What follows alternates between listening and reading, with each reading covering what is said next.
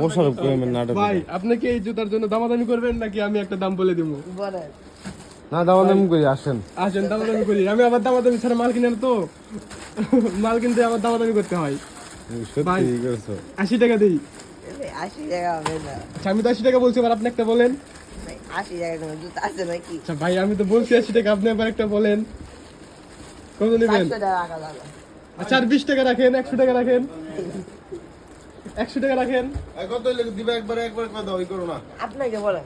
না আমি তো আপনি দাম নিতে পারেন না। 200 টাকা কইলাম। 200 টাকা হবে। দিয়ে দিই 200 টাকা ধরো। না ভাই। হেই 52 টাকা কি? 200। 250 টাকা। আমরা তো টাকা দিয়ে কিনে আনছি।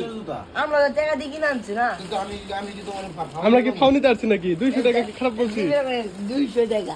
আয়, আমরা কি ফ্রি জানছি? না ভাই। টাকা দিয়ে কিনে আনছি। দামাদামি করলে অনেক বলা হয়। 200 টাকা রাখো। নিতাছি 250 টাকা দিয়া। 250 250 কে আবার ভাই 200। ও 200, হ্যাঁ 200।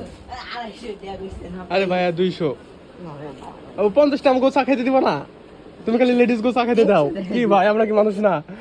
আমাকে তোমরা চা খাইতে দেবো না? আপনি কই যাবেন করছেন?